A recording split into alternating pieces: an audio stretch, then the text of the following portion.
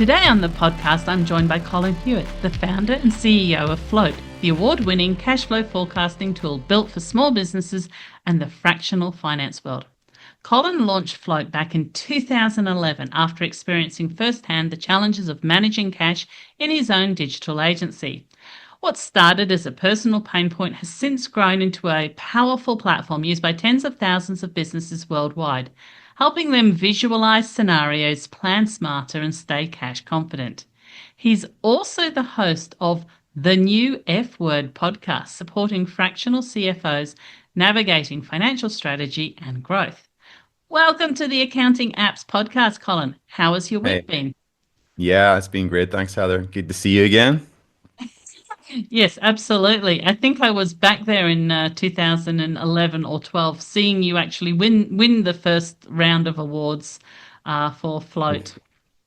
Yeah, 2014, I think, was at Sydney when we were out there in Sydney, and it was a great time. Yeah. Yes, absolutely. So, Colin, when you first launched Float, cash flow forecasting wasn't at front and center as it is today. What major shifts have you seen in how small businesses and advisors are approaching cash flow planning? Hmm. Yeah, it's almost been like cash flow has been this term that so many people understand in so many different ways. And I remember, hearing radio ads about how accounting software helps you manage your cash flow and thinking, well, does it? Like, I guess the cash flow part of making sure you're getting paid on time and sending invoices and doing credit control, there's definitely a cash flow element to that. But really, for me, cash flow is about understanding how that money is moving in and out of your business and what's going to happen in the future. And that was really what drove us to building the product, was that sense of I can only see so far and I need to see the next 30 days, 90 days, a year, 2 years even.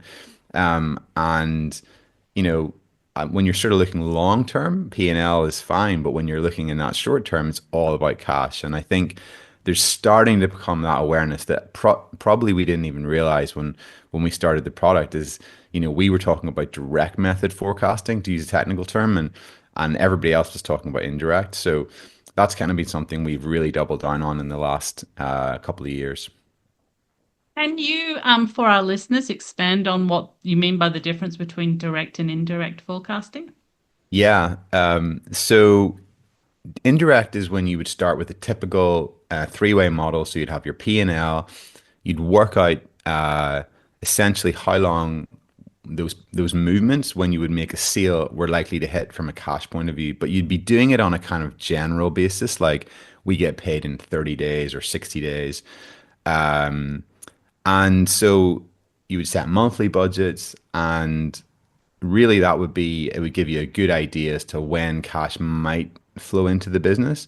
But when you want to get into the real weeds of it, when you've got a cash crunch, or when cash is going through a tight period, you get a bill on Monday, and you need to know, like, when am I expected to pay this bill? Or gosh, I forgot my VAT or GST is coming out on the 19th, and I'm not going to be able to make my payroll, but based on to the day of when cash is going to move. So the direct method looks at everything, all your invoices and bills, all your accounts payable and receivable, everything that's coming out of your bank is all about direct method.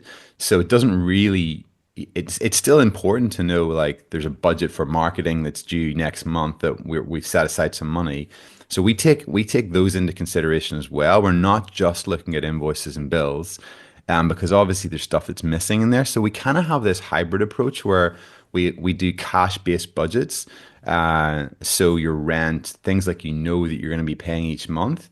Uh, you might not have had an invoice for a bill, but the way we kind of mush it up is, if you get it, then you get a bill for your rent, and we'll take the higher figure of what you've set aside. So, is it going to be the budget? Maybe it was 1,000 for you'd set 1,000 for your rent budget, but then you get a bill for 1,500. That's the one that we're going to use to project how much cash you're going to have in your bank account. So direct method's all about, like, trying to get much more. take much more interest in what's actually sitting there in your bills to pay section. I feel I have had an education. Thank you for that. So Float turns 14 this year. How do Mm. you stay energized and motivated after more than a decade in the same business? And congratulations on that longevity. Mm. Yeah, thanks. Yeah, it's been interesting. I didn't expect it to be 14-year journey, if I'm honest. Somebody told me it took 7 years to build a business, and I thought, yeah, I can manage that. And my previous business was about 10 years. And a decade feels like a good amount of time to invest into building and launching a business. Um, but I think everything changed, like when we hit the pandemic, it just felt like the world changed. And those 5 years looking back are such a roller coaster of like our world changing. We just set up an office in Australia actually, and sent a team out to go and set up in Sydney, and all the events were cancelled. Uh, Everything changed, and we realized at the same time that the way we were going to market wasn't really going to work. So I think the way we sort of see it is in chapters. So there's definitely that kind of 2014 to 2019 chapter, 20, 26 years, and then figuring everything else out over the last 5 years and going, we didn't get to a point where it was just about we're ready to expand. We had to figure everything out again. So who we're targeting, what our product focus was, how we're going to move from an in-office team to a fully remote team. And really, we were lucky enough to have just raised some cash. So we raised some cash right at the end of 2019, just before COVID, 3 months before COVID hit, and we were able to use that cash to kind of keep us going to the point where we were able to get profitable. And I think we got profitable in just last year, just at the end of last year. And that's allowed us to really focus on, instead of having to do this sort of expansion journey of like spending loads and loads on events and customer acquisition, is to really spend time listening to our customers and to go deep into different segments of customer, and rather than trying to build for every type of customer in the market that we were getting all this inbound from, to really sort of dive into different and try out different niches. So we've almost been, I'd say the last 3 years have been a real discovery process and trying, like, let's dig over here and see if there's anything, if we can find something that really helps us here, or let's go over here and try this, and then this one didn't work, but we really wanted to move into that experimental stage and just explore. So I think we finally landed on something in the last 12 months, and it's really exciting now to build that out. Excellent. Sounds like you've stayed really curious and innovative with what you're doing. And it's interesting. I wonder, you're based in Scotland, whether that would have been a different story if you had been based, say, in another country. Mm. Um, Yeah, so I would also say, I think in that time, not to gloss over it and say it was all roses and just fun times. I think I probably went through a burnout in that time, where I think I kind of, probably at the end of 2023, we realized we were, to get part of that journey to get profitable, we had to downsize the team. That, the size we were wasn't the right size for what we really needed. And yeah, I think I probably went through a bit of discouragement, just feeling like, oh, I don't know if I can do this. And then I think at some point you just catch yourself and go, hold on, I love what we're solving. I love this. I love the problem space that we're in. Like, can we help businesses stay afloat? Can we help businesses survive and give them insight? And am I excited to keep solving this problem? Is the problem still something that excites me? And thankfully we had revenue. We have that kind of sustainable revenue that was able to keep us in business and not have to go out and raise more money. So we were able to kind of manage that. And I think I just was able to kind of almost ride out that burnout. to get my energy back again and like let's go again. So it almost feels like we're coming into like it's Float is a new company in the Wow. last year. And it's almost like I just feel like we're starting again, but we're starting from a point of, having enough revenue to not have to go on that fundraising journey that we'd maybe been in before. So it's like we're bootstrapping. We've got a great team. One of our team just hit 10 years. Most of them are over five, so they're really committed and they really understand the space. And yeah, I just feel very lucky to be able to kind of bounce back again with that sort of new energy. And it feels like, yeah, this is Float 2.0. Haha, I love that. And it does feel like you do have a lot of energy, and it's completely understandable that COVID, etc., brought those challenges upon you. So, as you have touched on, Float has pivoted its focus to support or to attract an audience of fractional CFOs. And I must admit, probably 3 years ago, I hadn't even heard the term fractional CFOs, but now it does seem quite commonplace. What are you learning about the needs of fractional CFOs? And is Float evolving to meet them, or are they kind of evolving to meet you in where you are, where Float is? Yeah, if I'm honest, I hadn't really come across the term fractional CFO in 3 years. We'd heard of this term portfolio FD or virtual FD. There's been talk about accountants moving from compliance to advisory for years. And I think we just felt like, sometimes we were going out to the accounting market and speaking to firms that were kind of like, oh, that sounds really cool, but how do we charge for this? We're not offering it at the moment as a service. It's quite difficult to offer as a service because we just haven't got it in place, and we don't really like to push things onto our customers. So we just thought this is if you're not solving a really hair on fire problem for somebody as a business, it's really difficult to be in business. It takes a lot of push, it takes a lot of sales. You're educating the market. It feels like you're really having to work hard. So we were kind of like, we've got to find a market where there is an existing pain. And we, probably at the point where I was like, I'm almost giving up here because accountants don't have always the inclination to do those direct method cash flows. They'll definitely do a 3 year forecast if they're asked for it. They have those skills in house.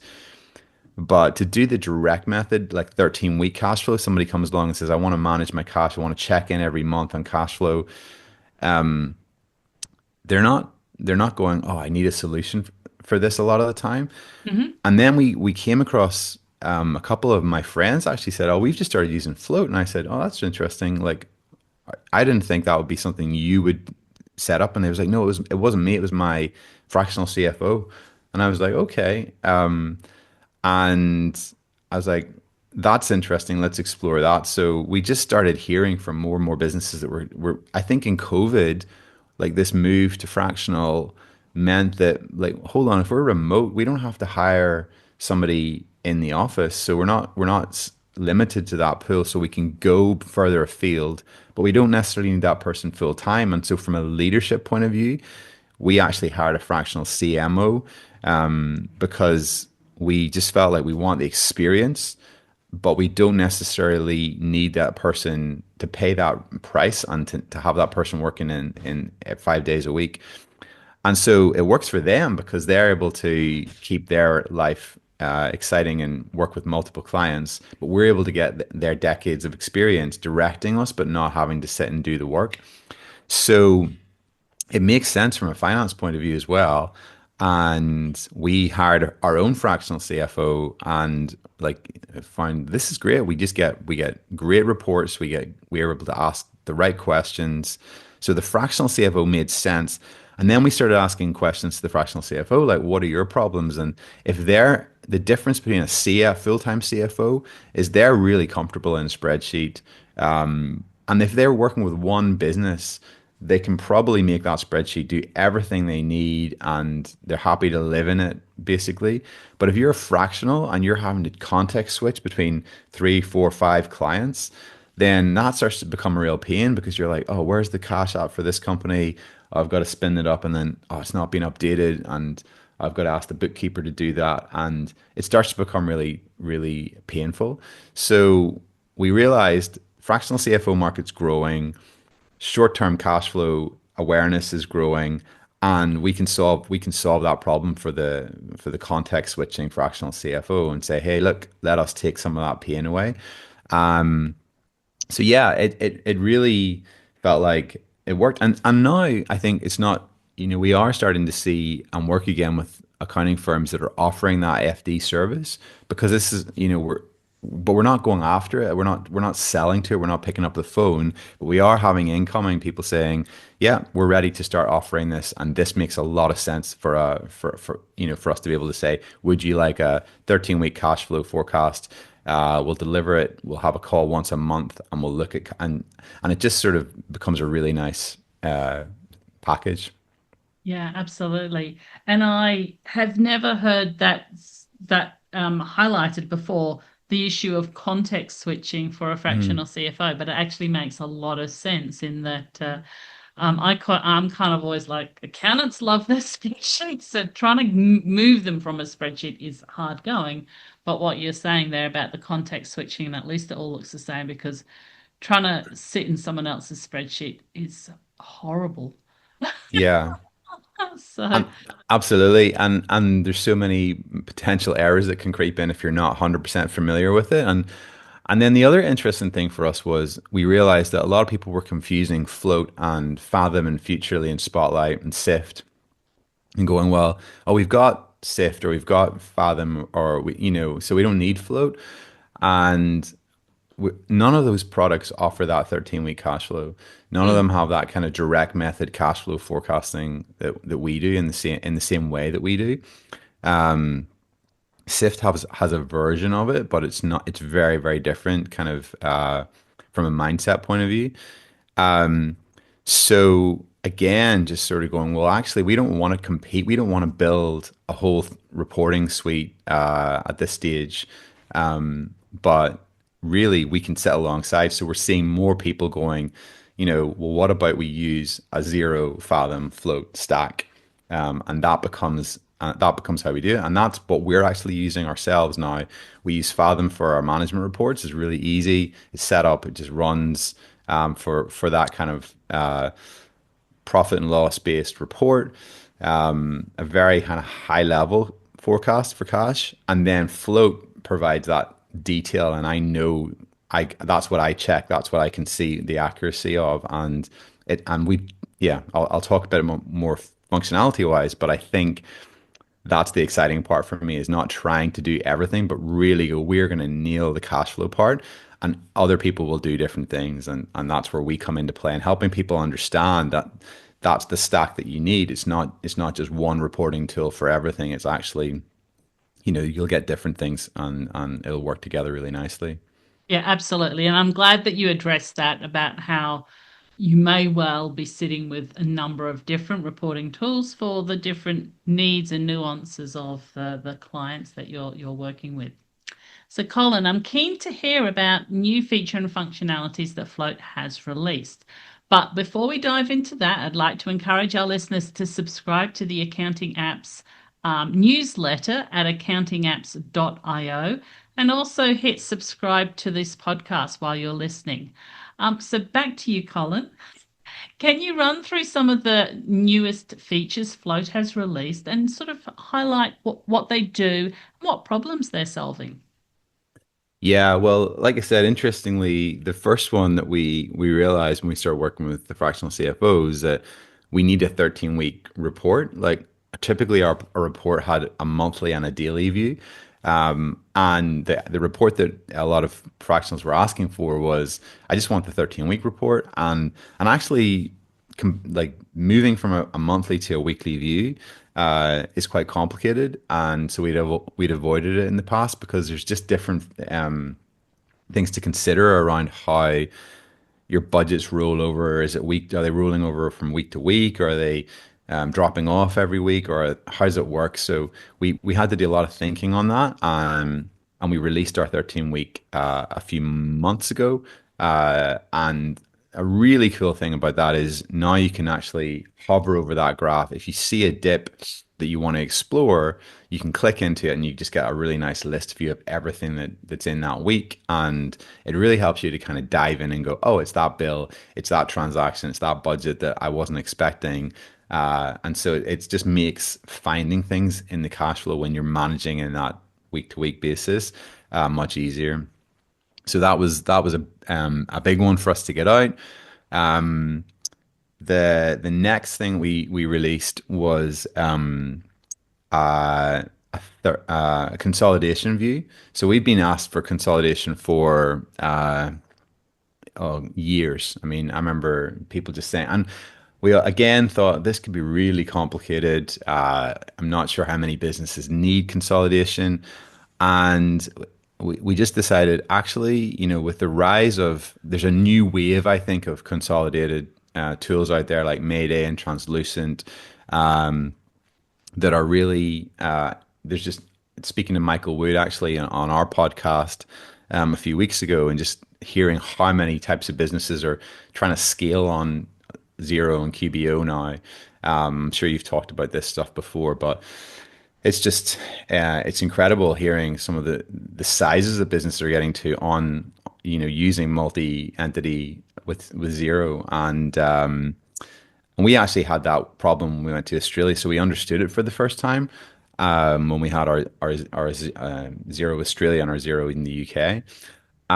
So consolidation's been a big hit and something that we're really excited about doing more on. But we've got that first view out in the last couple of weeks, and again, lots of positive feedback on that. Um, the next one is reporting. So our reporting's always been a bit weak because we've always felt that, if you're going to use a product like Float, you want to be using it on the web. And but again, fractional CFOs think differently. They want to report, they want to send their clients something. So we've just pushed these really nice, beautiful like PDF reports that you can send out that just give a really good snapshot overview of the cash over the next 13 weeks. With kind of listing kind of key moments and yeah, it's just a really nice, it sits really nicely alongside something like a Fathom report or Spotlight report or Futurely. So it kind of just it's that kind of previously people were kind of screen grabbing like parts of Float and putting it into a doc, and it just felt we want to do more. So we've kind of bitten that bullet and got that out. So yeah, that's been a big one. And the kind of next thing we're working up, which is next off the block, is VAT and GST reporting, something that we've again been asked for for a long time, and it's surprisingly complicated to build. But again, we just thought, this is a big pain point for businesses, and the CFOs are telling us the same thing. They feel a responsibility. If they don't get that right, it can be the thing that really bites people. So that's something that we're just about to release the first version of, probably in the UK first, and then looking at Australia next up. So yeah, that's exciting. And I think really the overarching thing for us and the really exciting part is obviously in this world of AI, we are kind of moving into this AI world and really embracing that. And so we are looking at, we call it intelligent cash flow or cash flow intelligence. So how do we get that sense of Float's working on my behalf? It's doing things, it's smart, and things like smart expected payment dates is probably one that we're going to roll out next, where we're able to tell you based on your previous data when you're likely to get paid. So when an invoice comes in to Float from something like Zero, we're going to be able to look at it and actually set that expected payment date. Not, very few people get paid on their due date.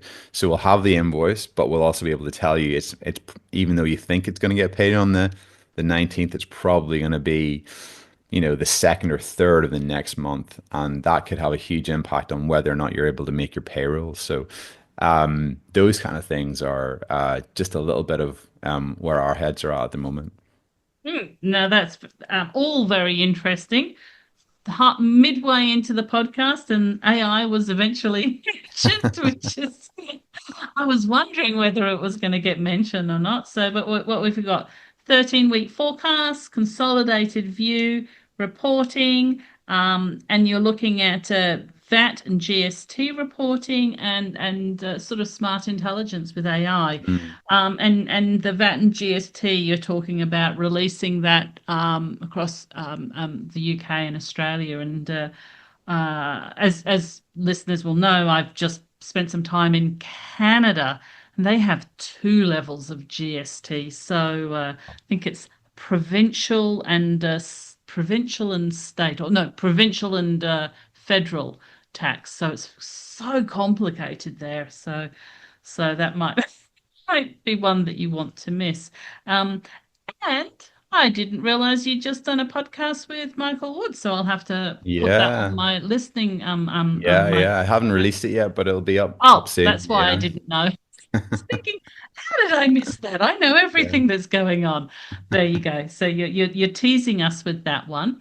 But Mhm. for people who are listening in, Colin has released a podcast called The New F Word. Um, and let's talk about what motivated you to start that podcast and what's something surprising that you learnt from hosting it. Yeah, great question. I think, everybody has thought probably about starting a cafe and a podcast at some point in their life, It's kind of thinking, uh, and I think really they're actually most people who have done either of those realize like, oh, this is much harder than I expected it to be. Um, and we decided that because we're really clear on the market that we're serving, how do we how do we really just learn from them, but also become a trusted voice in that space because we're spending so much time speaking, we might as well share some of that knowledge. And yeah, it feels like we're there's not a huge amount of people in that fractional CFO space that are pulling that information together. So it felt like this is a good way to do it. And I love talking to people, so it was kind of an easy way for me to let's just give it a try and see if we can do a first season and get ten interviews done. So the F word that we're talking about is fractional. So it's really exploring that rise of fractional space. We've been putting a lot of content out on LinkedIn about that. We've been connecting with a lot of people that are really interested or thinking about maybe I would move from a full-time CFO position into fractional roles. So there's a lot of interest from people who want to hear how other people have done it or people who are just starting out on that fractional journey. Um, so I kind of ask people about like how did you make the leap or how did you how's it working out? Like is it easy? Are you struggling? Are you building a team? Are you wanting to turn it into a business where you've actually got multiple people working with you or do you want to just stay as a freelance? I don't have any responsibilities. But the finance world is complicated and it's difficult for somebody to come in at a fractional CFO level if the systems aren't in place, if the bookkeeping's not up to speed, how can a fractional CFO like provide a huge amount of value? And you don't want to be paying fractional like CFO rates to for them to have to come in and do the technical work. So I'm always really curious as to how fractional CFOs are making it work, and I think they're still figuring that out as well. Like do I partner with a bookkeeper if the in-house company doesn't have one, or do I start this kind of we're seeing some people starting these fractional firms where they're basically able to offer, like we'll get you your bookkeeping done, we'll have a compliance accountant, and then we'll have the fractional CFO who comes in and sits on top of that. But we know they're only doing the kind of high level work that they're paid to do. So it's really interesting just hearing from all these different people that are doing it, and we've got there's been like I'm sure as like launching a podcast, there's a lot of learnings, and you sort of think, oh, it'll be easy, and then you realize like, oh, you watch somebody who's really good at it, like yourself, and realize there's lots of things to think about that to make that whole experience better and complete. So yeah, but the way I learn is just by doing. So I just like start it, and it'll be the first, you know 10 episodes probably weren't that great, and I think we're really now hitting our stride, and got the website up and the newsletter and the content sort of around that podcast is building. So yeah, it's been a great experience just to kind of embed in, and it's amazing to me that people actually listen to it, and and it's building an audience. So yeah. Excellent. I'm looking forward to going away and subscribing to it. I know you've got at least 20 episodes, probably a few more now. I'm subscribing and listening to that. So it is for our listeners, the new F asterisk word, the new F asterisk word podcast. So subscribe, and you'll be in time to hear the interview with Michael Ward, as well as I did see a few other people in there. And certainly the thing with me and podcasts was finding which what you touched on was finding your area of focus. So my area was focus was trying to tell the stories behind the solutions. And that was as soon as I sort of figured that out, that's when my podcast came together Mhm. because I was planning to do it for years beforehand, but I couldn't work out what to do. And that kind of has suited me nicely. And I think this is a really nice genre for a nice topic and theme for you and float to focus on. And with what you just said there, over the years you have started sharing more thought leadership on LinkedIn. So, um, what impact do you feel that this has had? And how has that shaped your visibility or influence in the fintech and CFO community? And how do you go about maybe pulling it together or creating it? Like Mm. where's the inspiration coming from? Yeah, I think everybody who wants to, there's different stages and evolution in how we think about ourselves and content, and you see a lot of people sort of starting off on LinkedIn where they'll you know, they'll do a kind of thrill to announce I've just been promoted, and that might be a once a year post. And then there's the kind of like day to day, here's me eating my lunch. I'm just off to, or I had a great catch up with a friend, and it's the social element of it. And I think it's just trying to like understanding how to use a platform like LinkedIn has taken a long time, and obviously as a platform it's evolving as well. It's changed a lot in the last couple of years, but I can remember somebody telling me that of all the people on LinkedIn, is it like 100 million or something, or many more, they've got 1% of the people are creating content.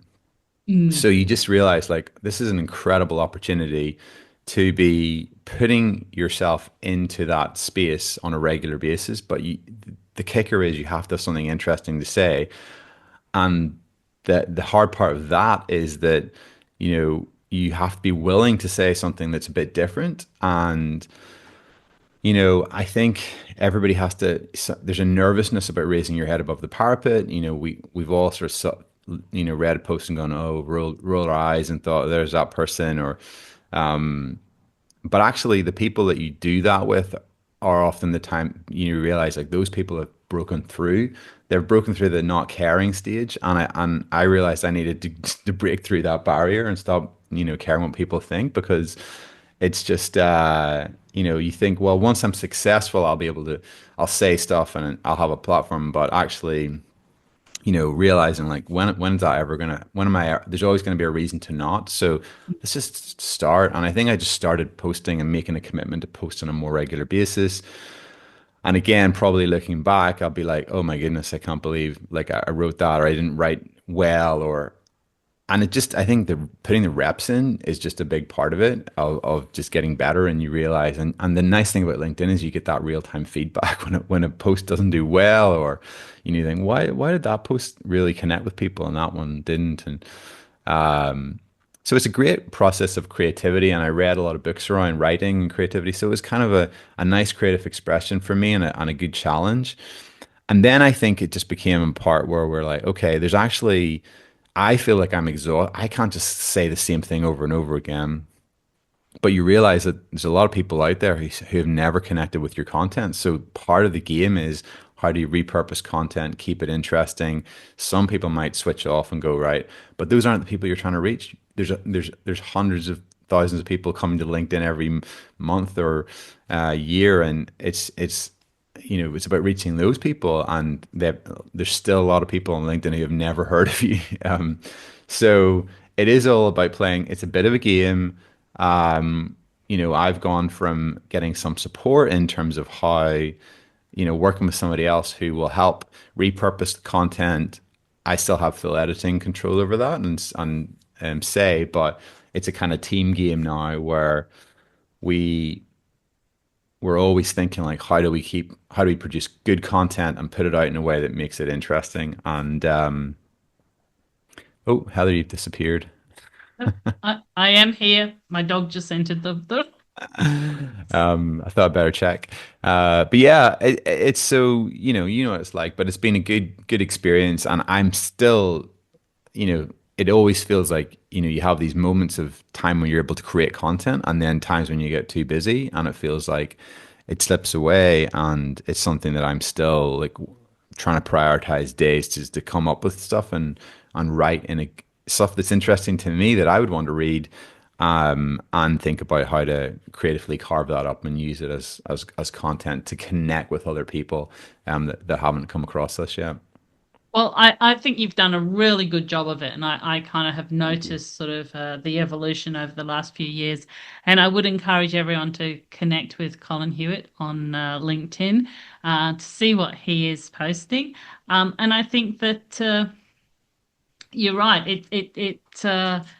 What I find is people will come up to me who have never liked to post ever and talk to me about it, and it has moved them in some way. And I always find that's quite interesting in that there's all those people who like the post, but then there's a whole heap of people who Yeah, just don't it's don't, so don't like or interesting. don't connect or don't message you or anything. Yeah, But then they come up and yeah, say they know everything. yeah.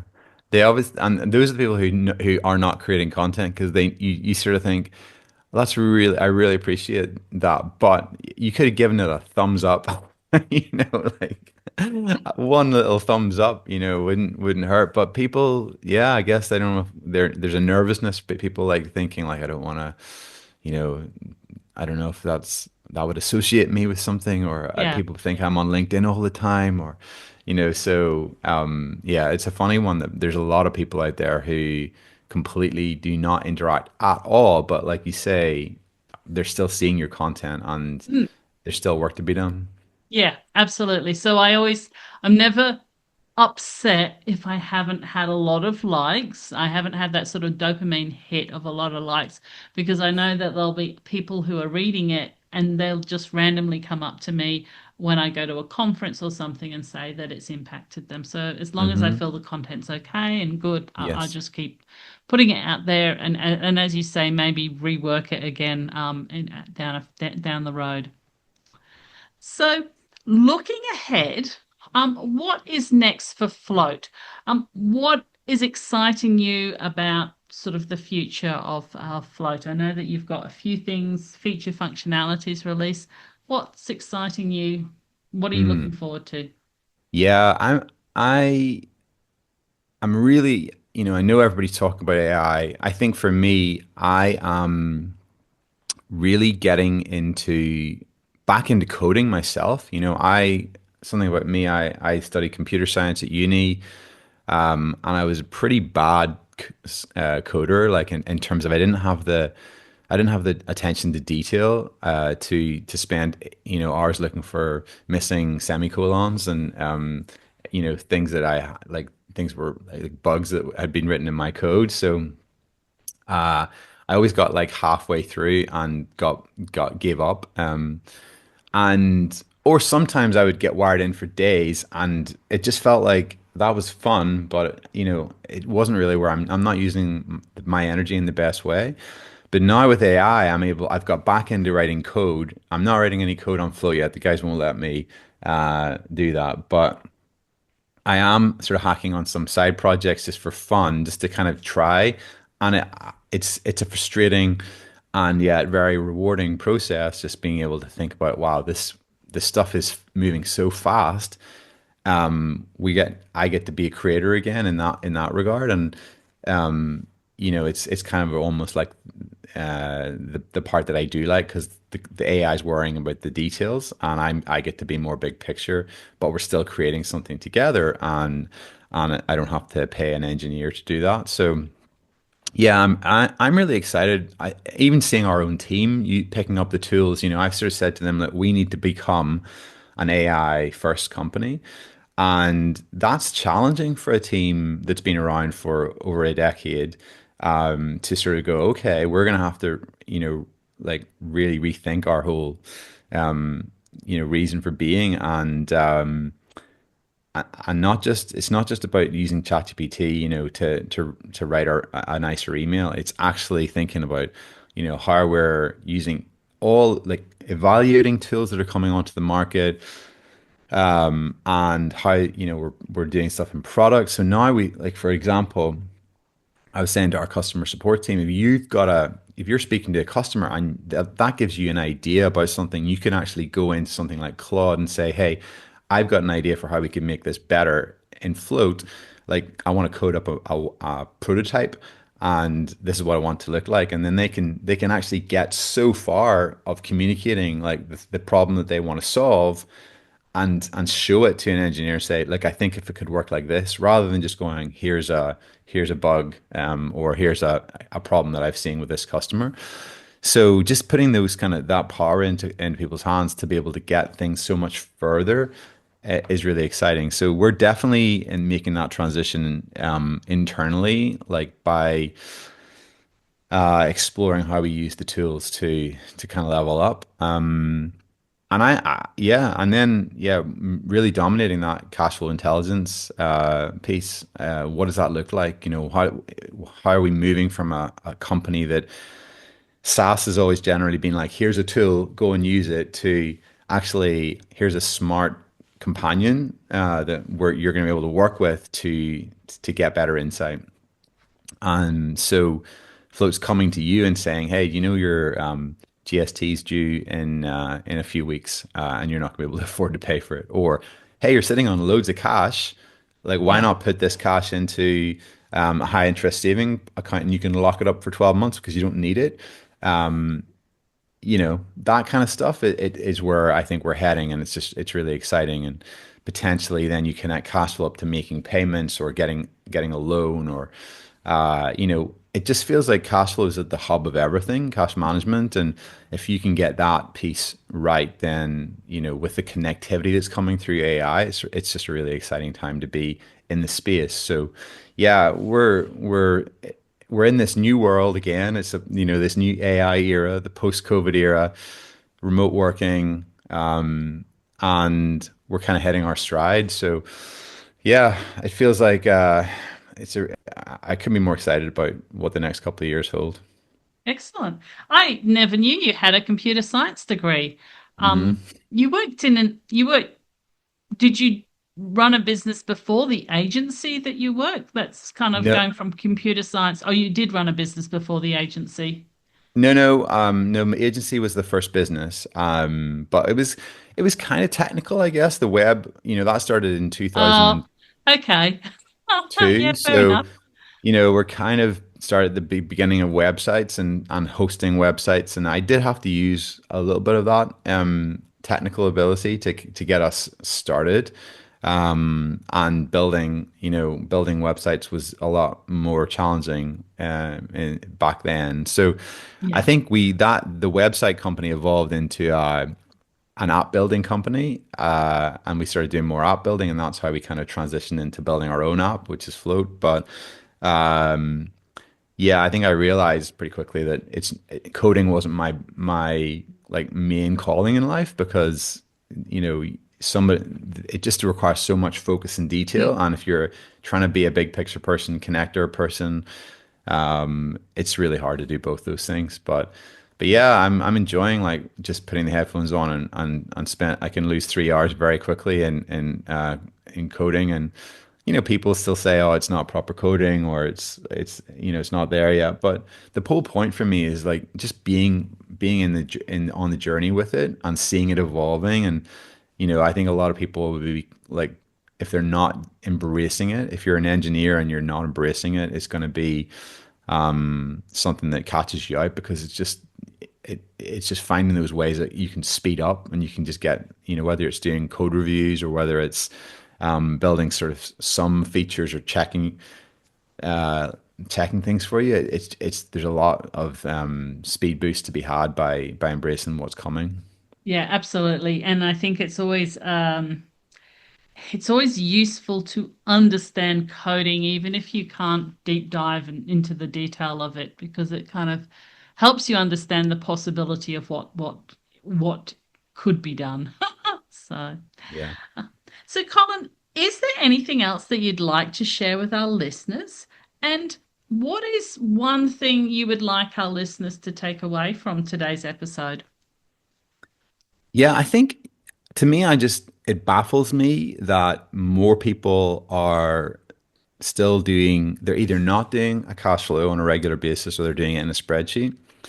And so I would just, yeah, encourage anybody to come in and, at the minute we are doing like free onboarding calls for people. And because we just want to learn still. So especially if you're a fractional CFO or you're an accountant moving into that virtual FD space, like we will help you onboard clients. So it's there to be opportunities there to be had, and yeah, if you're a business and you're doing your cash flow manually or you're not doing it at all, just having that peace of mind. It's not float's not just for businesses that are in distress. It's for any kind of business that can just sit and run there. You can pick it up 3 months later and go dive back in again and be like, I just, maybe we can deploy our cash in a really creative way over here, and we know we can afford it, and we've got that kind of sleep at night factor. So yeah, that's it. We did shut our Australia office, but we're still very much open for business in Australia and New Zealand, and it's a big part of our market. But we know we've been a bit quiet as we've been in that kind of underground stage, just digging away. But we're starting to reemerge, and so yeah, I think you'll hear more from us in the And future. fantastic. Thank you, Colin, for joining us on the Accounting Apps podcast. Thanks, Heather. It's been great to catch up again. So, for our listeners, you can find Float at floatapp.com and subscribe to Colin's podcast, The New F Word. Keep up to date with the modern accounting technology landscape by subscribing to the Accounting Apps podcast at accountingapps.io. Sorry, the Accounting Apps newsletter at accountingapps.io, and join the conversations in the Accounting Apps Mastermind community. I'm your host, Heather Smith, and I'm pretty easy to find on all social media platforms. I look forward to connecting